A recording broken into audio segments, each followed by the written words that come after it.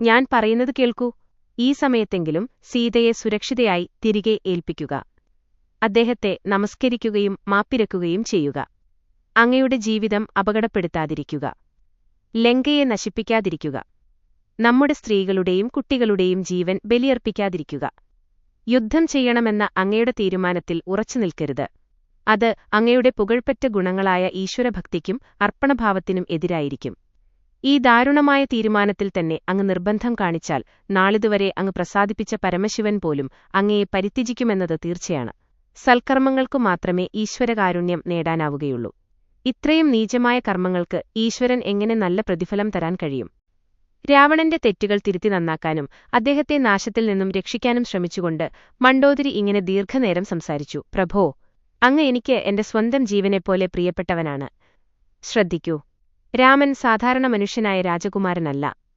മധുകൈടഭന്മാരെ നശിപ്പിച്ച അതേയാൾ രാമനായി വീണ്ടും വന്നിരിക്കുകയാണ്. അദ്ദേഹം ഹിരണ്യാക്ഷനെയും ഹിരണ്യകശിപുവിനെയും വധിച്ച് ബലിചക്രവർത്തിയെ പാതാളത്തിലേക്ക് താഴ്ത്തിയ പ്രഭുവാണ്. 1000 കൈകളുള്ള കാർത്തവീര്യാർജുനന്റെ ഗർവം നശിപ്പിച്ചതും ഈ രാമനാണ്. അപ്പോൾ വെറും 20 കൈകളുള്ള അങ്ങയുടെ പരാക്രമത്തെപ്പറ്റി വമ്പു പറയുന്നതെന്തിനാണ്? ലോകം മുഴുവൻ രാമനെ ആരാധിക്കുന്നു. ഏറ്റവും ശുദ്ധമായ രൂപമാണ് അവിടുത്തേത്. ക്രൂരതയിൽ നിന്നും തിന്മയിൽ നിന്നും ഭൂമിയെ രക്ഷിക്കാൻ വേണ്ടി ഈശ്വരൻ രാമനായി അവതരിക്കുമെന്നു ബ്രഹ്മാവ് അങ്ങയോട് പറഞ്ഞതായിട്ടുണ്ടല്ലോ. അങ്ങ് വളരെക്കാലം മുമ്പ് അങ്ങെന്നോട് പറയുകയുണ്ടായിട്ടുണ്ട്. അങ്ങ് ഓർക്കുന്നില്ലേ? ഇതെല്ലാം അറിഞ്ഞിട്ടും അങ്ങെന്താണ് ഈ മാർഗം ഉപേക്ഷിച്ചു സത്യം അംഗീകരിക്കാത്തത്? സീതയെ, ആ ചാരിത്രപാരമ്യതയെ, സദ്വൃത്തകളുടെ ആ മകുടത്തെ, സൗന്ദര്യത്തിന്റെ അതുല്യമായ രത്നത്തെ രാമനു തന്നെ തിരിച്ചുകൊടുക്കൂ. അനന്തരം നമ്മൾ നമ്മുടെ പുത്രനെ ലങ്കയുടെ ചക്രവർത്തിയാക്കി വാഴിച്ച് ശിഷ്ടജീവിതം ശാന്തിയിലും ആനന്ദത്തിലും രാമനുമായി ഇലിത്തന്നെ കഴിയാം. ഹാ, എത്ര ഭാഗ്യശാലിയാണ് അങ്ങയുടെ സഹോദരൻ വിഭീഷണൻ! രാമകാരുണ്യത്തിന്റെ ശീതളഛായയിൽ ചരിക്കുകയാണ്. ഇപ്പോഴും സമയം വൈകിയിട്ടില്ല. ഈ നിമിഷത്തിൽ തന്നെ ലങ്കയുടെ പ്രവേശനദ്വാരത്തിലെത്തിയ രാമന്റെ സമീപത്തേക്ക് ഓടിച്ചെല്ലൂ. മാപ്പിരക്കൂ. രാമനെ ആശ്രയിക്കൂ. സംസാരിച്ചുകൊണ്ടിരുന്നപ്പോൾ മണ്ഡോദരി കരഞ്ഞിരുന്നു. ശരിയായ സമയത്തന്നെ മുന്നറിയിപ്പ് സ്വീകരിക്കാനും തന്നെയും സാമ്രാജ്യത്തെയും ജനങ്ങളെയും യശസ്സിനെയും രക്ഷിക്കാൻ അഭ്യർത്ഥിച്ചുകൊണ്ട് അവർ ആത്മനാഥന്റെ പാദങ്ങളിൽ വീണുരുണ്ടു. രാവണൻ അവളെ എഴുന്നേൽപ്പിച്ചു നിർത്തി കണ്ണുനീർ തുടച്ചു. അദ്ദേഹം പറഞ്ഞു, പ്രിയപ്പെട്ടവളെ, നീയിങ്ങനെ ക്ഷുഭിതയാവുന്നതെന്തിന്? ഈ ഭയവും ഈ ധൈര്യക്ഷയവും എവിടുന്ന് വന്നു? കേൾക്കൂ, എന്നേക്കാൾ ശക്തനായി ഈ ലോകത്ത് ആരുമില്ല. എന്റെ ഭുജബലം കൊണ്ട് ഞാൻ അഷ്ടദിക്പാലകന്മാരെ പരാജയമാക്കിയിട്ടുണ്ട്. മൃത്യുപോലും എന്റെ അടുത്ത് വരാൻ ധൈര്യപ്പെടുകയില്ല. നീ ഭയത്തിന് അധീനയാകരുത്. എന്റെ പരാക്രമത്തിന്റെ ആഴവും പരപ്പും അറിയാതെ ഞാൻ കേൾക്കെ ആ ദുർബലനായ രാമനെ പുകഴ്ത്തിപ്പറയുകയാണ്. ഈ വാക്കുകളോടുകൂടി അദ്ദേഹം രാജ്ഞിയെ വിട്ട് സഭാതലത്തിലേക്ക് പ്രവേശിച്ചു. ചുറുചുറുക്കോടെ സിംഹാസനത്തിൽ കയറിയിരുന്നു. മണ്ഡോദരി അദ്ദേഹത്തിന്റെ ചലനങ്ങളും ചിന്തകളുടെ ചായവും ശ്രദ്ധിച്ചു. അവർ തന്നെത്താൻ പറഞ്ഞു, എന്തൊരു വിഡ്ഢി! വ്യാജദണ്ഡം ഉപേക്ഷിക്കാത്തവരുടെ അനിവാര്യമായ വിധിയാണിത്. സതുപദേശം അവരുടെ മനസ്സിൽ കടക്കുകയില്ല. ജ്വരബാധയുള്ളയാൾക്ക് മധുരവസ്തുക്കൾ കയ്പായി അനുഭവപ്പെടും. അദ്ദേഹത്തിനിപ്പോൾ അഹങ്കാരത്തിന്റെ വിഷജ്വരം പിടിച്ചിരിക്കുകയാണ്. അതുകൊണ്ട് മധുരമായ ഉപദേശങ്ങൾ വിഷമെന്ന പോലെ തള്ളിക്കളയുകയാണ്. എനിക്കിപ്പോൾ ഇതിലപ്പുറം എന്തു ചെയ്യാൻ കഴിയും? ലങ്കയ്ക്കു വരാനിരിക്കുന്ന ആപത്തുകളെയും ദുഃഖങ്ങളെയും അവർ മനസ്സിൽ ചിത്രീകരിച്ചു. ഈ ദുരിതങ്ങളും ദുഃഖങ്ങളും കാണുന്നതിനും അവയിൽ പങ്കുകാരിയാവുന്നതിനു മുമ്പേ ജീവൻ തന്നെ കളയുകയാണ് ഭേദമെന്ന് അവൾക്കു തോന്നി. വ്യസനഭാരമുള്ള ഹൃദയവുമായി രാമനെപ്പറ്റിയുള്ള ചിന്തകൾ ഉള്ളിൽ നിറച്ചുകൊണ്ട് അവൾ സ്വന്തം മുറിയിലേക്ക് പോയി ശയ്യയിൽ വീണു. ഇതിനിടയിൽ രാവണൻ മന്ത്രിമാരെ വരുത്തി ആസന്നമായ യുദ്ധത്തെ സംബന്ധിച്ച സന്നാഹങ്ങൾ ചെയ്യാൻ ആരംഭിച്ചു. രാക്ഷസന്മാരെ, അദ്ദേഹം അഭിസംബോധന ചെയ്തു, നമ്മെ ഇപ്പോൾ ആക്രമിക്കാനെത്തിയ വാനരന്മാർ, ജാംബവാൻ, മനുഷ്യർ എന്നിവർ നമ്മുടെ ആമാശയങ്ങൾക്ക് ഒരുരുല ഭക്ഷണപോലും ആവുന്നില്ല. ധൈര്യം കളയുകയോ മടിച്ചു നിൽക്കുകയോ വാദപ്രതിവാദത്തിലേർപ്പെടുകയോ ചെയ്യരുത്. യുദ്ധത്തിന് ഉടൻ തയ്യാറാവുക. അദ്ദേഹം അലറി. പക്ഷേ പ്രഹസ്തൻ എഴുന്നേറ്റ് കൂപ്പുകൈകളോടെ പറഞ്ഞു, ഈ മന്ത്രിമാർ അങ്ങയുടെ അഭിഷ്ടം നോക്കി സംസാരിക്കുന്നവരാണ്. പക്ഷേ അത് വിജയമുറപ്പുവരുത്തുന്നില്ല. ഒരൊറ്റ കുരങ്ങൻ സമുദ്രം കടന്ന് നമ്മുടെ ഈ നഗരത്തിൽ വന്ന് അനേകം അത്ഭുത പ്രകടനങ്ങൾ നടത്തി. അനേരം ഈ മന്ത്രിമാർക്കും ഈ സൈന്യങ്ങൾക്കും അവന്റെ വിനാശകരമായ കോമാളിച്ചേഷ്ടകൾക്ക് അറുതി വരുത്താൻ കഴിഞ്ഞില്ല. വാനരന്മാർ നമ്മുടെ ആമാശയത്തിന് ഉരുളകൾ മാത്രമാണെന്ന് അങ്ങ് പറയുന്നു. ശരി, ആ മർക്കടൻ ഇവിടെയുണ്ടായിരുന്നപ്പോൾ ഈ ആമാശയങ്ങൾ എവിടെയായിരുന്നു? അവയ്ക്ക് വിശപ്പുണ്ടായിരുന്നില്ലേ? അവൻ ഈ നഗരം ചുട്ട് ഒരു പിടി ചാരമാക്കിയപ്പോൾ ഈ മന്ത്രിമാർക്കവനെ തിന്നുവാനും അത്ര വിശപ്പൊന്നുമുണ്ടായിരുന്നില്ലേ സ്വാമി? ഈ മന്ത്രിമാരുടെ നാവുനിന്നും ഇപ്പോൾ ഉതിർന്നു വീഴുന്ന വാക്കുകൾ അങ്ങേക്ക് വളരെ പ്രിയമായി തോന്നാം. പക്ഷേ അവ സമയം നീങ്ങിക്കൊണ്ടിരിക്കെ ദാരുണമായ വിപത്തുകൾ വരുത്തും. ഇതിനെ സംബന്ധിച്ചെല്ലാം ശാന്തമായി ചിന്തിക്കൂ. രാമൻ നമ്മുടെ സുബേലപർവ്വതത്തിന്മേൽ പാളയമടിച്ചിരിക്കുകയാണ്. അവർ നിർമ്മിച്ച പാലത്തിലൂടെ കൂടിയാണ് അദ്ദേഹം കടൽ കടന്നെത്തിയത്. എണ്ണുവാനാവാത്തത്ര വാനരന്മാരടങ്ങിയ ഒരു മഹാസൈന്യം അദ്ദേഹത്തിന്റെ ഒപ്പമുണ്ട്. അങ്ങനെയുള്ള ഒരാൾ വെറും മനുഷ്യനാവുമോ? അങ്ങ് അപ്രകാരം വിശ്വസിക്കുന്നതുപോലെ പറയരുത്. ഈ മന്ത്രിമാരുടെ വാഗ്ധോരണി കൊണ്ടുള്ള വ്യാമോഹങ്ങൾ അങ്ങയുടെ ശ്രോത്രങ്ങളിലേക്ക് സ്വാഗതം ചെയ്യരുത്. യുദ്ധത്തെ ഭയപ്പെടുന്ന ഭീരുവാണെന്നെന്നെ കുറ്റപ്പെടുത്തുകയുമരുത്. എങ്കിലും എന്റെ ഉപദേശത്തിന്റെ അടിയന്തര സ്വഭാവമുള്ളത് അവശ്യം ശ്രദ്ധിക്കുക. ഇപ്പോൾ തന്നെ സീതയെ ഭക്തിയിലും ഔചിത്യത്തിലും വിശ്വസിക്കുക. ആ നടപടി കൂട്ടിക്കൊണ്ടുപോയി രാമന് നൽകി മാപ്പിനപേക്ഷിക്കൂ.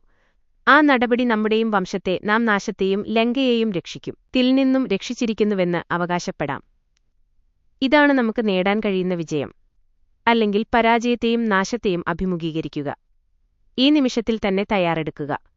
സൂര്യനും ചന്ദ്രനുമുള്ള കാലത്തോളം അങ്ങയുടെ യശസ്സ് മാത്രമല്ല, സൂര്യനും ചന്ദ്രനുമുള്ള കാലത്തോളം നിലനിൽക്കുന്ന അതിശക്തമായ പേര് സമ്പാദിക്കാതിരിക്കുക. എന്നാൽ രാവണൻ ഭീഷണമായ രോഷത്തോടും അഹങ്കാരത്തോടും കൂടി പറഞ്ഞു.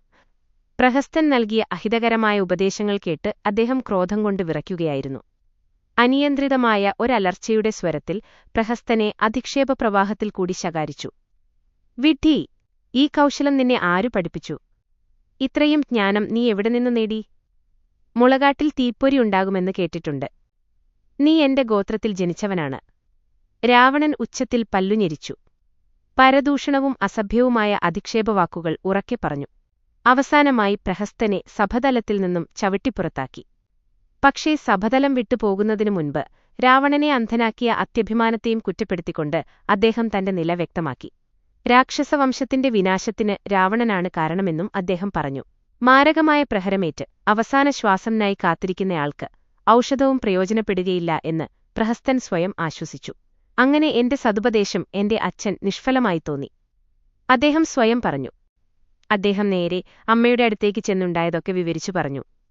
അദ്ദേഹത്തെ നേർവഴിക്ക് നയിക്കാനായി തങ്ങൾക്കൊന്നും പറയാനോ ചെയ്യാനോ കഴിയുന്നില്ലെന്ന് അവർ രണ്ടുപേരും മനസ്സിലാക്കി. അതുകൊണ്ട് അവർ ഒന്നിച്ചിരുന്ന് രാമനെയും അദ്ദേഹത്തിന്റെ മഹത്വത്തെയും സംബന്ധിച്ച ചിന്തയിൽ നിമഗ്നരായി. സുംബേലമലയിൽ രാമനും ലക്ഷ്മണനും വേണ്ടി വാനരന്മാർ വിശേഷപ്പെട്ട ഒരു താവളം നിർമ്മിച്ചു. പുല്ലും പുഷ്പങ്ങളും ഉപയോഗിച്ച് മൃദുവായ ശയനീയങ്ങൾ തയ്യാറാക്കി. അതിന്റെയെല്ലാം പണി അവസാനിച്ചതോടെ രാമനവിടെയെത്തി. അവരെ സന്തോഷിപ്പിക്കാനായി അവിടുന്നു അവർ നിർമ്മിച്ച ശയ്യാതലത്തിലിരുന്നു. അല്പക്കഴിഞ്ഞ് രാമൻ സുഗ്രീവന്റെ മടിയിൽ തലയും വെച്ച് നിദ്രാധീനായി. ശയ്യയുടെ ഇരുവശങ്ങളിലും വില്ലും അസ്ത്രങ്ങളും തയ്യാറാക്കിവച്ചു. വാനരന്മാർ രാവണനെ അടിക്കുകയും കൊല്ലുകയും ചെയ്യുന്നതിന്റെ പ്രതീക്ഷയിൽ ചോരിഞ്ഞ് കൈത്തലങ്ങൾ മാന്തി. രാമൻ അനുമതി നൽകാത്തതുകൊണ്ടു മാത്രമാണ് അവർ അടങ്ങിനിന്നത്. ഭാഗ്യവാനായ ഹനുമാനും യുവരാജാവായ അംഗദനും രാമപാദങ്ങൾ ഒഴിഞ്ഞുകൊണ്ടിരുന്നു. രാമന്റെ മുഖം ഏകാഗ്രമായ ശ്രദ്ധയോടുകൂടി നോക്കിക്കൊണ്ട് ലക്ഷ്മണൻ അമ്പും വില്ലും ധരിച്ച് രാമന്റെ കാൽക്കൽ നിന്നു. ആ നിമിഷത്തിൽ രാമൻ കിഴക്കോട്ടു നോക്കി. ചക്രവാളത്തിൽ ഉദിച്ചുവരുന്ന ചന്ദ്രനിൽ രാമന്റെ ദൃഷ്ടികൾ പതിച്ചു. അവിടുന്ന് ചോദിച്ചു, ചങ്ങാതിമാരെ, ചന്ദ്രനെ നോക്കൂ. ചന്ദ്രനിൽ ഒരു കറുത്ത അടയാളമുണ്ട്. നിങ്ങളത് കാണുന്നില്ലേ? ഓരോരുത്തരും അതേക്കുറിച്ച് ഓരോന്ന് പറഞ്ഞു. പക്ഷേ ഹനുമാൻ സ്വാമി, ഞാനൊരു കറുത്ത പാടും ചന്ദ്രനിൽ കാണുന്നില്ലല്ലോ. ഞാനത് അങ്ങയുടെ പ്രതിബിംബമായിട്ടാണ് കാണുന്നത്. അതുകൊണ്ട് അങ്ങ് പറഞ്ഞ അടയാളമോ അല്ലെങ്കിൽ കളങ്കമോ ഞാൻ കാണുന്നില്ല. അന്നത്തെ രാത്രി രാമൻ വാനരന്മാരുമായി സന്തോഷപൂർണമായ സംഭാഷണത്തിലും സ്നേഹമധുരമായ സവിധത്തിലും കഴിച്ചു. പിറ്റേന്ന് പ്രകാശമായപ്പോൾ അവിടുന്ന് കടലിൽ കുളിച്ചു. തീരത്തുവെച്ചുതന്നെ പ്രഭാതകർമ്മങ്ങൾ അനുഷ്ഠിച്ചു. രാമൻ സുഗ്രീവന്റെ മന്ത്രിമാരെയും മറ്റു നേതാക്കന്മാരെയും വിളിച്ചുകൂട്ടി. അവർക്ക് ചെയ്യാനുള്ള ജോലിയെ സംബന്ധിച്ച നിർദ്ദേശങ്ങൾ നൽകി. പിന്നീടവർ തമ്മിൽ കണ്ട് ബാലിയുടെ പുത്രനും യുവരാജാവുമായ അംഗദനെ ആക്രമണത്തിനു മുൻപായി രാവണന്റെ അടുത്തേക്ക് ദൂതനായി അയക്കാൻ ഏകകണ്ഠേന തീരുമാനിച്ചു. രാമൻ അംഗദനെ അടുത്തു വിളിച്ചു പറഞ്ഞു, മകനേ, നീ ശക്തനും സദ്ഗുണസമ്പന്നനുമാണ്. നീ ഒരു ദൗത്യം വഹിച്ചുകൊണ്ട് രാവണന്റെ അടുത്തു ചെന്ന് സാമർഥ്യത്തോടും ജാഗ്രതയോടും കൂടി മൃദുവായു ബുദ്ധമായും അശേഷം വെറുപ്പിക്കാതെ അദ്ദേഹത്തെ ഉപദേശിക്കണം. രാവണനോട് പറയേണ്ട കാര്യങ്ങളെയും അവ പ്രകാശിപ്പിക്കുന്ന സാരത്തെയും സംബന്ധിച്ച നിർദ്ദേശങ്ങളും അംഗദന് നൽകപ്പെട്ടു. അംഗദൻ രാമപാദങ്ങളിൽ നമസ്കരിച്ച ശേഷം യാത്രാനുമതി വാങ്ങി. സ്വാമി, അങ്ങയുടെ കല്യാണപൂർണമായ കടാക്ഷം കൊണ്ട് എന്നെ അനുഗ്രഹിക്കൂ. ഈ ജോലി എന്നെയാണ് ഏൽപ്പിച്ചതെന്നതിൽ ഞാൻ തീർച്ച. ഇരുവശങ്ങളിലും വില്ലും അസ്ത്രങ്ങളും തയ്യാറാക്കിവച്ചു. വാനരന്മാർ രാവണനെ അടിക്കുകയും കൊല്ലുകയും ചെയ്യുന്നതിന്റെ പ്രതീക്ഷയിൽ ചൊറിഞ്ഞ് കൈത്തലങ്ങൾ മാന്തി. രാമൻ അനുമതി നൽകാത്തതുകൊണ്ടു മാത്രമാണ് അവർ അടങ്ങിനിന്നത്. ഭാഗ്യവാനായ ഹനുമാനും യുവരാജാവായ അംഗദനും രാമപാദങ്ങൾ ഒഴിഞ്ഞുകൊണ്ടിരുന്നു. രാമന്റെ മുഖം ഏകാഗ്രമായ ശ്രദ്ധയോടുകൂടി നോക്കിക്കൊണ്ട് ലക്ഷ്മണൻ അമ്പും വില്ലും ധരിച്ച് രാമന്റെ കാൽക്കൽ നിന്നു. ആ നിമിഷത്തിൽ രാമൻ കിഴക്കോട്ടു നോക്കി. ചക്രവാളത്തിൽ ഉദിച്ചുവരുന്ന ചന്ദ്രനിൽ രാമന്റെ ദൃഷ്ടികൾ പതിച്ചു. അവിടുന്ന് ചോദിച്ചു, ചങ്ങാതിമാരെ, ചന്ദ്രനെ നോക്കൂ. ചന്ദ്രനിൽ ഒരു കറുത്ത അടയാളമുണ്ട്. നിങ്ങളത് കാണുന്നില്ലേ? ഓരോരുത്തരും അതിനെക്കുറിച്ച് ഓരോന്നു പറഞ്ഞു. പക്ഷേ ഹനുമാൻ സ്വാമി, ഞാനൊരു കറുത്ത പാടും ചന്ദ്രനിൽ കാണുന്നില്ലല്ലോ. ഞാനങ്ങയുടെ പ്രതിബിംബമായിട്ടാണ് കാണുന്നത്. അതുകൊണ്ട് അങ്ങ് പറഞ്ഞ അടയാളമോ അല്ലെങ്കിൽ കളങ്കമോ ഞാൻ കാണുന്നില്ല. അന്നത്തെ രാത്രി രാമൻ വാനരന്മാരുമായി സന്തോഷപൂർണമായ സംഭാഷണത്തിലും സ്നേഹമധുരമായ സവിധത്തിലും കഴിച്ചു. പിറ്റേന്ന് പ്രകാശമായപ്പോൾ അവിടുന്ന് കടലിൽ കുളിച്ചു. തീരത്തുവെച്ചുതന്നെ പ്രഭാതകർമ്മങ്ങൾ അനുഷ്ഠിച്ചു. രാമൻ സുഗ്രീവന്റെ മന്ത്രിമാരെയും മറ്റു നേതാക്കന്മാരെയും വിളിച്ചുകൂട്ടി. അവർക്ക് ചെയ്യാനുള്ള ജോലിയെ സംബന്ധിച്ച നിർദ്ദേശങ്ങൾ നൽകി. പിന്നീടവർ തമ്മിൽ കണ്ട് ബാലിയുടെ പുത്രനും യുവരാജാവുമായ അംഗദനെ ആക്രമണത്തിനു മുമ്പായി രാവണന്റെ അടുത്തേക്ക് ദൂതനായി അയക്കാൻ ഏകകണ്ഠേന തീരുമാനിച്ചു. രാമൻ അംഗദനെ അടുത്തു വിളിച്ചു പറഞ്ഞു, മകനേ, നീ ശക്തനും സദ്ഗുണസമ്പന്നനുമാണ്. നീയൊരു ദൗത്യം വഹിച്ചുകൊണ്ട് രാവണന്റെ അടുത്തുനിന്ന് സാമർത്ഥ്യത്തോടും ജാഗ്രതയോടും കൂടി മൃദുവായും ദൃഢമായും അശേഷം വെറുപ്പിക്കാതെ അദ്ദേഹത്തെ ഉപദേശിക്കണം. രാവണനോട് പറയേണ്ട കാര്യങ്ങളെയും അവ പ്രകാശിപ്പിക്കുന്ന സ്വരത്തെയും സംബന്ധിച്ച നിർദ്ദേശങ്ങളും അംഗദന് നൽകപ്പെട്ടു. അംഗദൻ രാമപാദങ്ങളിൽ നമസ്കരിച്ച ശേഷം യാത്രാനുമതി വാങ്ങി. സ്വാമി, അങ്ങയുടെ കല്യാണപൂർണമായ കടാക്ഷം കൊണ്ട് എന്നെ അനുഗ്രഹിക്കൂ. ഈ ജോലി എന്നെയാണേൽപ്പിച്ചതെങ്കിൽ ഞാൻ തീർച്ച യായും ഭാഗ്യവാനാണ്. ഈ നിർവഹിക്കുന്നതിനിടയിൽ എനിക്കെന്തു സംഭവിച്ചാലും എന്റെ ജീവൻ തന്നെ അങ്ങേക്കുവേണ്ടി സമർപ്പിക്കാൻ ഞാൻ സന്നദ്ധനാണ്. അംഗദന്റെ ഈ വാക്കുകൾ കേട്ടപ്പോൾ കരുണയാൽ രാമന്റെ ഹൃദയം ഉരുകി. അദ്ദേഹം മുന്നോട്ടുവന്ന് അംഗദനിൽ അനുഗ്രഹങ്ങൾ ചൊരിഞ്ഞുകൊണ്ട് അവനെ മാറോടണച്ചുപിടിച്ച് കൈ തലയിൽ വെച്ചു. രാമനെ ഹൃദയത്തിൽ പ്രതിഷ്ഠിച്ചുകൊണ്ട് അംഗദൻ നഗരത്തിലേക്ക് നീങ്ങി. വഴിയിൽ വെച്ച് ശ്രദ്ധിച്ചവരെയും തടഞ്ഞു നിർത്താൻ ശ്രമിച്ചവരെയും അദ്ദേഹം തള്ളിമാറ്റി. വലിയ ആത്മവിശ്വാസവും ധൈര്യവും പ്രകടിപ്പിച്ചു. മാർഗമധ്യേ അദ്ദേഹം രാവണപുത്രനെ കണ്ടു. രാക്ഷസരാജകുമാരൻ അദ്ദേഹത്തെ തടഞ്ഞു നിർത്തി അന്വേഷിച്ചു. ഇവിടെ ഹേ വാനര, നിങ്ങളാരാണ്? എവിടുന്നുവാണ്? അംഗദൻ പറഞ്ഞു, ഞാൻ അംഗദൻ, രാമന്റെ ദൂതൻ. ഇതു കേട്ടപ്പോൾ രാക്ഷസൻ അംഗദനെ ചവിട്ടാനായി കാലുയർത്തി. അംഗദൻ പൊടുന്നനെ രാക്ഷസന്റെ കാലുപിടിച്ചുയർത്തി ആകാശത്തിൽ ചുഴറ്റി നിലത്തടിച്ചു. ഇതു കണ്ടപ്പോൾ മറ്റുള്ളവർ വിവേകപൂർവ്വം ഒഴിഞ്ഞുമാറിപ്പോയിക്കളഞ്ഞു. ലങ്കയ്ക്ക് തീവച്ച മർക്കടൻ മടങ്ങിവന്നിരിക്കുന്നു എന്ന വാർത്ത ക്ഷണത്തിൽ പരന്നു. എല്ലാവരിലും ഭയവും കഷ്ടപ്പാടുമുണ്ടായി. എവിടെ തിരിഞ്ഞാലും പരിഭ്രാന്തചിത്തരായി തന്റെ ചലനങ്ങളെ വീക്ഷിക്കുന്ന നഗരവാസികളുടെ ചെറുകൂട്ടങ്ങളെയാണ് അംഗദൻ കണ്ടത്. വഴിമാറിക്കൊടുക്കാൻ പറയേണ്ട ആവശ്യം അദ്ദേഹത്തിന് നേരിട്ടില്ല. അദ്ദേഹത്തെ കണ്ട ഉടനെ തന്നെ ആളുകൾ ഒഴിഞ്ഞുമാറിയിരുന്നു. അംഗദൻ നിർഭയനായി രാവണന്റെ സഭാതലത്തിലേക്ക് പ്രവേശിച്ചു. കാവൽക്കാരിൽ ഒരാൾ അംഗദന്റെ ആഗമനത്തെ സംബന്ധിച്ച് രാവണനെ അറിയിക്കാൻ അതിവേഗം പോയി. ദൂതനെ തന്റെ മുന്നിലേക്ക് ആനയിക്കാൻ രാവണൻ നിർദ്ദേശം കൊടുത്തു. അതിനനുസരിച്ച് അംഗദൻ നേരിട്ട് രാക്ഷസചക്രവർത്തിയുടെ മുമ്പിലേക്ക് ചെന്നു. കറുത്ത നിറത്തിൽ ധാരണാശക്തിയുള്ള സചേതനമായ ഒരു പർവ്വതം പോലെയുള്ള അംഗദൻ രാവണനെ കണ്ടു. ഒരു കൂറ്റൻ വൃക്ഷത്തിന്റെ ശാഖകളെപ്പോലെയായിരുന്നു അദ്ദേഹത്തിന്റെ 20 കൈകളും. ഭയത്തിന്റെ ഒരു കണിക പോലുമില്ലാതെ അംഗദൻ രാവണന്റെ മുമ്പിലേക്ക് നടന്നുചെന്നു. അദ്ദേഹം പോകുന്നത് കണ്ട് സഭാതല തിലുണ്ടായിരുന്ന എല്ലാവരും കിടുകിടാ വിറച്ചു. അവരെല്ലാം ഒരു തരം മയക്കത്തിലകപ്പെട്ടുപോയി. ആരാണെന്ന് രാവണൻ അംഗദനോട് ചോദിച്ചു. അംഗദൻ മറുപടി പറഞ്ഞു, ഞാൻ രാമന്റെ ദൂതനാണ്. ഇതു കേട്ടപ്പോൾ രാവണൻ സന്ദർശനത്തിന്റെ ആവശ്യകതയെപ്പറ്റി ചോദിച്ചു. അംഗദൻ തുടങ്ങി, അല്ലയോ രാവണ, താങ്കളും എന്റെ അച്ഛനും പഴയ ചങ്ങാതിമാരായിരുന്നു. അതുകൊണ്ട് താങ്കളുടെ ക്ഷേമം കണക്കിലെടുത്ത് ഞാൻ രാമന്റെ ആജ്ഞപ്രകാരം ചില സതുപദേശങ്ങൾ നൽകാൻ വന്നതാണ്.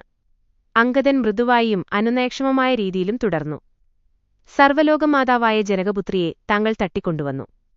താങ്കളുടെ അഹന്തയും കാമവും ദുരാശയും നിയന്ത്രിക്കാൻ താങ്കൾക്ക് കഴിഞ്ഞില്ല. ശരി, കഴിഞ്ഞതെല്ലാം പോകട്ടെ. ഇന്നെങ്കിലും ഈ നിമിഷത്തിലെങ്കിലും താങ്കളുടെ അധർമ്മത്തെപ്പറ്റി മനസ്സിലാക്കുകയും ഞാൻ പറയുന്നതുപോലെ പ്രവർത്തിക്കുകയും ചെയ്താൽ രാമൻ താങ്കൾക്ക് മാപ്പുതരും. താമസവിനാ ഞാൻ അഭിപ്രായപ്പെടുന്നതുപോലെ ചെയ്യാൻ തീരുമാനിക്കുക. അല്ലെങ്കിൽ താങ്കളുടെ സ്വന്തം ഗോത്രത്തെയും രാജ്യത്തെയും ഈ മണ്ണിൽ കുഴിച്ചുമൂടുകയായിരിക്കും ഫലം. അംഗദൻ ഇങ്ങനെ പറഞ്ഞപ്പോൾ രാവണൻ പൊട്ടിത്തെറിച്ചു. ഹേ, വാനരന്മാരിൽ വെച്ച് ഏറ്റവും വിലകെട്ടവനെ, നീ വിഡ്ഢിയാണ്. ഒരു പക്ഷേ നിന്റെ ഈശ്വരന്റെ ഒരു ശത്രുവാണ് ഞാനെന്ന് നീ അറിയുകയില്ല. എന്താ നിന്റെ പേര്? ഞാനും നിന്റെ പിതാവും തമ്മിലുള്ള ബന്ധമെന്തായിരുന്നു? നിന്റെ പ്രസംഗത്തിന്റെ ഫലങ്ങളെപ്പറ്റി നീ അന്ധനായിപ്പോവരുത്. ഈ പൊട്ടിത്തെറി കണ്ടപ്പോൾ അംഗദൻ ചിരിപൊട്ടി. അദ്ദേഹം പറഞ്ഞു, ഹേ രാക്ഷസരാജാവേ, എന്റെ പേര് അംഗദൻ. എന്റെ പിതാവിന്റെ പേര് ബാലിയെന്നും. നിങ്ങൾ രണ്ടുപേരും തമ്മിൽ മൈത്രിയുണ്ടായിരുന്നു. അംഗദൻ പറഞ്ഞ വാക്കുകൾ കേട്ടപ്പോൾ രാവണൻ സ്തബ്ധനും നിശബ്ദനുമായി. പക്ഷേ പെട്ടെന്ന് ആ പ്രതികരണം കീഴടക്കി അദ്ദേഹം പറഞ്ഞു, ശരി ശരി, മൈത്രിയുണ്ടായിരുന്നു, ഞാൻ ഓർമ്മിക്കുന്നു. വളരെ മുമ്പേ ആ പേരിലുള്ള ഒരു വാനരനെ. ഓ, നീ അദ്ദേഹത്തിന്റെ പുത്രനാണോ? അംഗദ, നീ മരക്കൂട്ടത്തിൽ ഒരു തീപ്പൊരി പോലെ ആ വശം നശിപ്പിക്കാനായി പിറന്നവനാണെന്ന് തോന്നുന്നു. രാവണനിൽ നിന്നുള്ള ഈ മറുപടി കേട്ട് അംഗദൻ ഉച്ചത്തിൽ ചിരിച്ചു. അദ്ദേഹം പറഞ്ഞു, രാവണ, നിന്റെ ദിവസങ്ങൾ അവസാനിക്കാറായിരിക്കുന്നു. നീ അടുത്തുതന്നെ നിന്റെ പഴയ സുഹൃത്തായ ബാലിയുടെ സമീപമെത്തും. അവിടെ നിന്നും രാമനെ എതിർത്താലുള്ള ഫലം നിന്നോട് പറയാൻ അദ്ദേഹത്തിന് കഴിയും. 20 കണ്ണുകൾ ഉണ്ടെങ്കിലും നീ അന്ധനാണ്. ശ്രോത്രങ്ങൾ എന്ന പേരുള്ള 20 അനുബന്ധങ്ങളുടെ ഭാരമുണ്ടെങ്കിലും നീ ബധിരനാണ്. അജ്ഞാനത്തിന്റെ അന്ധകാരമായ രാത്രിയിൽപ്പെട്ടിട്ട് നീ അഹങ്കാരത്തിൽ വലിയവനാണെന്ന് പ്രഖ്യാപിച്ചുകൊണ്ട് ഞെളിഞ്ഞു നടക്കുന്നു. നിന്റെ വർഗം തുടച്ചുനീക്കപ്പെടും. മഹാപാപി, അപരിഷ്കൃത, മതം കൊണ്ട് കണ്ണുകാണാത്ത മഹാദ്രോഹി, രാക്ഷസ. അംഗദൻ ക്രോധം കൊണ്ട് പല്ലുഞെരിക്കുകയും ശകാരങ്ങൾ കോരിച്ചൊരിയുകയും ചെയ്തപ്പോൾ രാവണൻ നിമിഷനേരത്തിൽ സിംഹാസനത്തിൽ നിന്നെഴുന്നേറ്റ് അത്യുച്ചത്തിൽ പറഞ്ഞു, ഹേ കുരങ്ങ, സ്വന്തം വർഗത്തെ നശിപ്പിക്കുന്നവനെ, രാഷ്ട്രീയമായ ധർമ്മങ്ങളെ അറിയുന്നതുകൊണ്ടും അംഗീകരിക്കുന്നതുകൊണ്ടും ഞാൻ നിശബ്ദനായി നിന്റെ അധിക പ്രസംഗമെല്ലാം കേട്ടതാണ്. സൂക്ഷിച്ചോളൂ, എന്റെ ക്ഷമയ്ക്കും ഒരതിരുണ്ട്. രാവണൻ അത്യുഗ്രമായ കോപത്തോടുകൂടി അംഗദനെ തുറച്ചുനോക്കി. പക്ഷേ ആ പ്രദർശനം കൊണ്ടൊന്നും അംഗദൻ ഭാവഭേദമുണ്ടായില്ല. അവൻ തിരിച്ചടിച്ചു, ഹേ രാക്ഷസരാജാവേ, നിന്റെ നീതിബോധത്തെയും സദ്ഗുണങ്ങളെയും രാഷ്ട്രീയമായ ധർമ്മബോധത്തെയും പറ്റി ഞാൻ ധാരാളം കേട്ടിട്ടുണ്ട്. എന്തെല്ലാം അത്ഭുതകരങ്ങളായ നേട്ടങ്ങളാണ് നിന്റെ നീതിബോധം കൊണ്ടുള്ളത്. പരതാരങ്ങളെ തട്ടിക്കൊണ്ടുപോകൽ, ജ്യേഷ്ഠനായ കുബേരനാൽ അയക്കപ്പെട്ട ദൂതനെ വിഴുങ്ങൽ, ഇവയൊക്കെയാണ് നിന്റെ രാഷ്ട്രീയമായ ധർമ്മബോധത്തിന്റെ ഉജ്ജ്വലമായ പ്രത്യേക സവിശേഷതകൾ. ലജ്ജയുടെ ഒരു കണിക പോലുമില്ലാതെയാണ് നീ ഇവയെപ്പറ്റി വീമ്പിളയ്ക്കുന്നത്. നിന്റെ സദ്ഗുണങ്ങളെപ്പറ്റിയും ധാർമ്മികത്തെപ്പറ്റിയും സംസാരിക്കാൻ നീ ധൈര്യപ്പെടുന്നുവല്ലോ. നിന്റെ ദൂതന്റെ വാലിൽ നീ തീവച്ചു. നിന്റെ രാജ്യത്തിൽ വന്ന ഒരു ദൂതനെ നീ നിയമബന്ധിതനാണെന്നത്രേ. എന്നിട്ടും നാണമില്ലാതെ പ്രഖ്യാപിക്കുന്നു നിന്റെ പെരുമാറ്റം. ഇത്തരമാണ് രാക്ഷസന്മാരുടെ രീതി.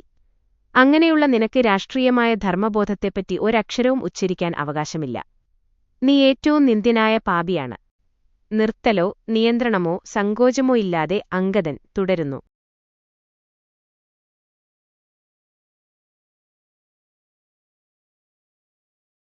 ഇതാ നിങ്ങൾ നൽകിയ ചിത്രത്തിലെ മലയാളം ഭാഗം. ഇങ്ങനെ പറഞ്ഞുകൊണ്ടിരുന്നപ്പോൾ സഭതലത്തിലുണ്ടായിരുന്ന രാജസ്തുതി പാഠകന്മാർ ഭയം കൊണ്ട് തരിച്ചുപോയി. അവർ എന്താണ് തങ്ങൾക്ക് വന്നുപെട്ടതെന്ന് അത്ഭുതപ്പെടുകയും ചെയ്തു. രാവണൻ തന്നെ സംസാരിച്ചു, ശ്രദ്ധിക്കൂ വാനര, യുദ്ധത്തിൽ എന്റെ നേരെ നിൽക്കാൻ കഴിയുന്ന ഒറ്റ വീരനെങ്കിലും ഉണ്ടോ നിങ്ങളുടെ താവളത്തിൽ? നിങ്ങളുടെ സ്വാമി ഭാര്യാവിയോഗം കൊണ്ട് തകർന്നിരിക്കുന്നു. അദ്ദേഹം ദിവസം മുഴുവൻ ക്ഷയിച്ചുവരികയാണ്. അദ്ദേഹത്തിന്റെ സഹോദരൻ ഈ പ്രാൺവേദന കണ്ടുകണ്ട് ദുർബലനായി ചമഞ്ഞിരിക്കുന്നു. സുഗ്രീവനോ? അവൻ നിന്നെ വെറുക്കുന്നു. നിനക്കെതിരുമാണ്. കാരണമോ നീ രാജ്യാവകാശിയായതുതന്നെ. ഒരു നദിയുടെ വക്കിൽ നിന്നും അപ്പുറം തിന്നേലാണ് കണ്ണുള്ളത്. അപ്പോൾ നിങ്ങൾക്കുതന്നെ പൂർണ്ണഹൃദയത്തോടുകൂടിയും വിജയകരമായും എനിക്കെതിരായി യുദ്ധം ചെയ്യാൻ കഴിയുമോ? പിന്നെ നിങ്ങൾക്ക് ആശ്രമമാണെന്ന് തോന്നുന്ന എന്റെ സഹോദരൻ, അവനൊരു ഭീരുമാനാണ്. നിങ്ങളുടെ നായകന്മാരിലോ ഒന്നിലും കൊള്ളാത്ത നിലയിൽ വൃദ്ധനായി കഴിഞ്ഞിരിക്കുന്നു. നളനും നീലനും ആയുധം പ്രയോഗിക്കാൻ അറിയാത്തവരാണ്. രാവണന്റെ തുടരെയുള്ള ഈ അധിക്ഷേപ പ്രസംഗം അംഗദൻ തടഞ്ഞു. തന്റെ വാക്ഷരങ്ങൾ കൊണ്ട് അത് വെട്ടിമുറിച്ചു. രാവണ, ഒരു കൊച്ചുകുരങ്ങൻ നിന്റെ നഗരത്തിൽ കടന്നുവന്ന് അതിന് തീവെച്ചു. അതേപ്പോഴെങ്കിലും സാധ്യമാണെന്നേതെങ്കിലും വിഡ്ഢി വിശ്വസിക്കുമോ? അത് സത്യമാണെന്നറിയുന്ന നീ, വാനരൻ, ഒരു ശക്തനായ യോദ്ധാവല്ലെന്ന് ഇപ്പോൾ നിഷേധിക്കുന്നു. നിന്നെ യുദ്ധത്തിൽ തോൽപ്പിക്കുവാൻ കഴിയുന്ന ഒരാളും ഞങ്ങളുടെ താവളത്തിലില്ലെന്ന് നീ പറയുമ്പോൾ എനിക്ക് അമർഷം കൊണ്ട് യാതൊരു ഭാവഭേദവും ഉണ്ടാകുന്നില്ല. അതെ, ധാർമ്മികശാസ്ത്രങ്ങൾ അനുശാസിക്കുന്നത് മൈത്രിയും ശത്രുതയും സമന്മാരോടെ പാടുള്ളൂ എന്നാണ്. ഒരു തവളയെ നശിപ്പിച്ചതിന് ആരെങ്കിലും സിംഹത്തെ സ്തുതിക്കുമോ? തീർച്ചയായും നിന്നെ വധിക്കാൻ രാമനിൽ നിന്നുള്ള ശ്രമം അവിടുത്തെ പദവിക്കും അന്തസ്സിനും വളരെ താഴെയാവേ വരൂ. അത്രയും നീചനും നിന്ദ്യനുമായ ശത്രുവിനെ വധിച്ചാൽ അവിടുത്തെ ഗാംഭീര്യത്തിന് മങ്ങലുണ്ടാകും. അവിടുന്ന് ജനിച്ച ക്ഷത്രിയകുലത്തിന്റെ ധർമ്മബോധവും സമുന്നതവുമാണ്.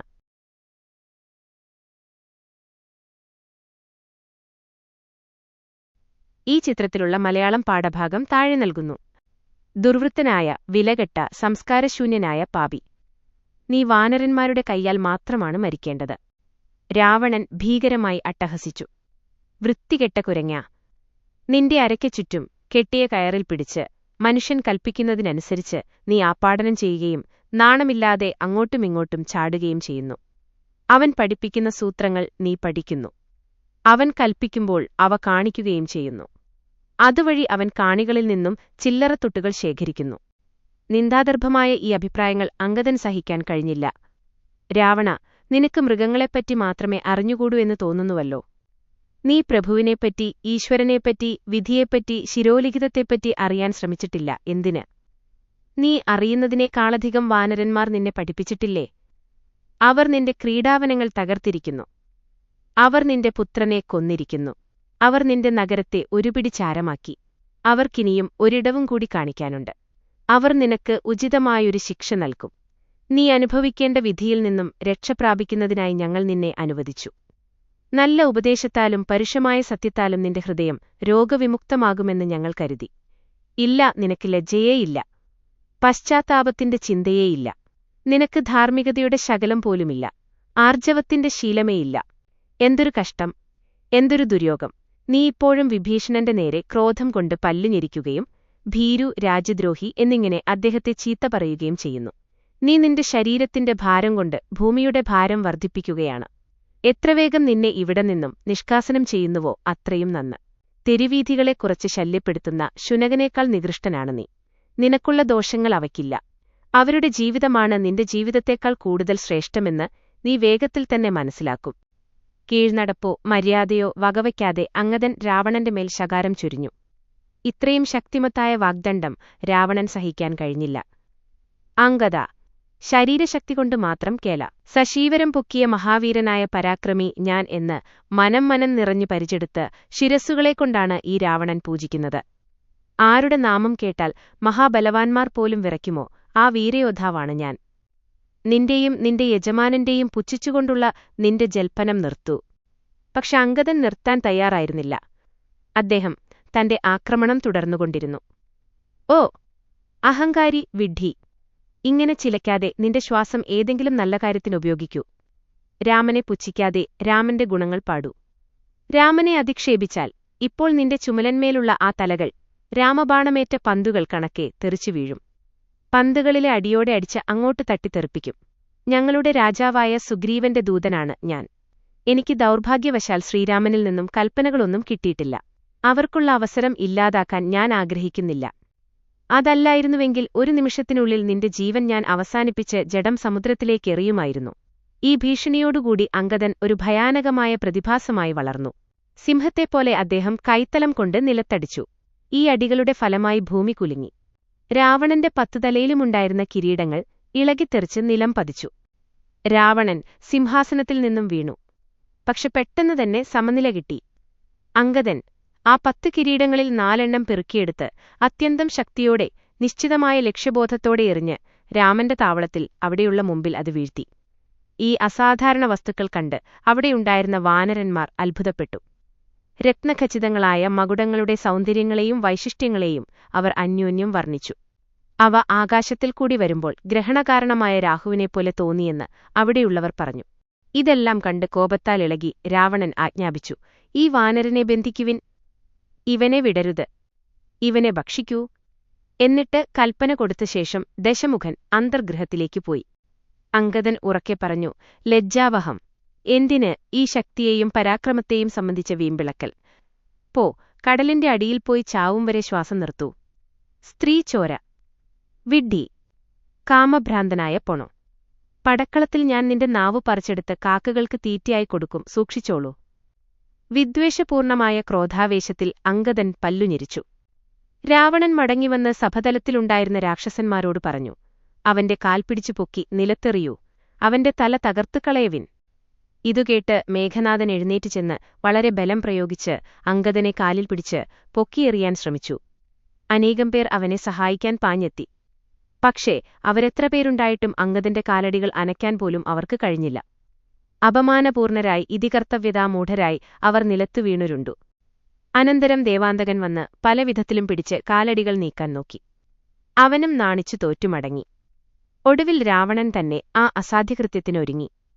അദ്ദേഹം അംഗദന്റെ കാലിൽ പിടിച്ചു. അംഗദനെ എടുത്തുയർത്തി ശക്തിപൂർവം നിലത്തെറിയാൻ ശ്രമിച്ചു. രാവണന്റെ വിഡ്ഢിത്തം കണ്ട് അംഗദൻ പൊട്ടിച്ചിരിച്ചു. രാവണ, ഈ കാലടികളല്ല നീ പിടിക്കേണ്ടത്. അകൃത്രിമമായ ഭക്തിഭാവത്തിൽ രാമന്റെ പാദങ്ങളിൽ കൈകൾ വയ്ക്കൂ. അത് നിന്നെ ഭയത്തിൽ നിന്നും ബന്ധത്തിൽ നിന്നും മോചിപ്പിക്കും. ഈ വാക്കുകളോടുകൂടി പിടിയയക്കുവാൻ അംഗദൻ കാലൊന്നു കുടഞ്ഞു. അതിശക്തവും അപ്രതീക്ഷിതവുമായിരുന്ന ആ നീക്കത്തിൽ രാവണൻ നിലത്തടിച്ചു വീണ് ബോധരഹിതനായി.